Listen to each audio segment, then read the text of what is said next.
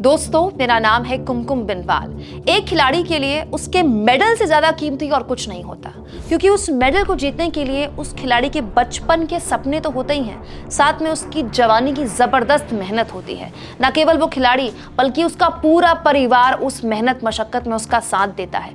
हमारे देश में क्रिकेट छोड़कर बाकी तमाम खेलों में जितने संसाधनों की कमी है आप जानते हैं, उसके बावजूद भी सामान्य परिवारों से निकले ये खिलाड़ी देश का नाम रोशन करते हैं, देश के लिए मेडल जीतते हैं। और जब मेडल जीतते हैं तो सारे जहां में तिरंगा सबसे ऊंचा उठता है, राष्ट्रगान बजता है, पूरे देश पर डंका बजता है। प्रधानमंत्री मोदी उन खिलाड़ियों का स्वागत करते हैं, उनसे मुलाकात करते हैं, उनके साथ फोटो खिंचवाते हैं। लेकिन सोचिए, वो खिलाड़ी जब अपने उस मेहनत से जीते हुए मेडल का गंगा में विसर्जन का ऐलान करते हैं तो किस हद तक मजबूरी में वो ये काम कर रहे होंगे, जबकि एक खिलाड़ी के लिए उसकी जान से ज्यादा कीमती होता है उसका मेडल।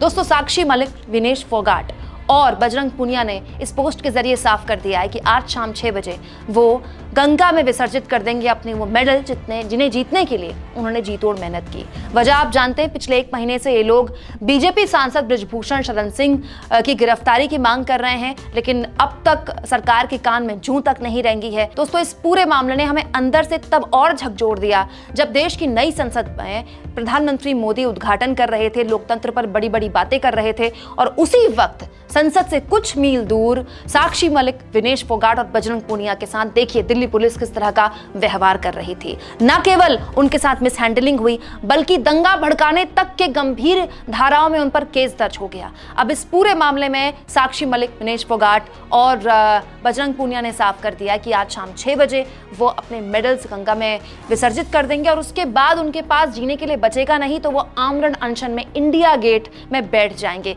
इस खबर के बाद से जबरदस्त तरीके से रिएक्शंस आ रहे हैं, हर तरफ से प्रतिक्रियाएं आ रही हैं। राकेश टिकैत ने क्या कहा है, सुनिए। ये मेडल देश और तिरंगे की शान है। हमारा सभी पहलवानों से अनुरोध है कि ऐसा कदम मत उठाओ। आपने अपने खेल से देश का सिर गर्व से ऊंचा किया है। हमारा राष्ट्रपति और प्रधानमंत्री जी से अनुरोध है कि मामले को संज्ञान में लेकर पहलवानों से जल्द बातचीत करें।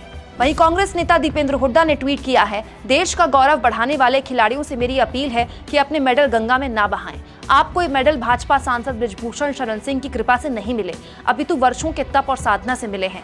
निसंदेह पिछले दिनों खिलाड़ियों के साथ बेहद बर्बरतापूर्ण व्यवहार हुआ, जिससे सारा देश दुखी है। ये वही भूमि है जहां एक नारी का चीर हरण करने का प्रयास किया गया था, परिणाम स्वरूप महाभारत हुआ। सरकार को चेताना चाहता हूं कि समय रहते अहंकार छोड़कर राजधर्म का पालन करते हुए खिलाड़ियों की आवाज सुने और उन्हें न्याय दिलाएं। दोस्तों, इसके अलावा दिल्ली महिला आयोग की अध्यक्ष स्वाति मालीवाल ने भी कहा है, ये पढ़कर मन टूट गया। खून पसीना लगा के बेटियों ने मेडल जीते थे, पर शासन और दिल्ली पुलिस ने बृजभूषण को बचाने के लिए बेटियों को ही अपराधी बना दिया। परेशान होकर ये मेडल गंगा में बहाने जा रहे हैं। सोच भी नहीं सकती इन पे क्या बीत रही होगी। क्या हमारा देश बेटियों को न्याय नहीं दे सकता? दोस्तों, वही लेखक वरुण ने भी साक्षी मलिक की इस पोस्ट पर दुख जाहिर किया है और कहा है कि एक देश के तौर पर हमने साक्षी मलिक जैसे खिलाड़ियों को निराश किया है और सरकार जल्द जागे और इस पूरे मामले में एक्शन ले। तो सवाल ये दोस्तों कि इतना सब कुछ हो जाने के बाद भी सरकार बीजेपी सांसद बृजभूषण शरण सिंह पर एक्शन क्यों नहीं ले रही?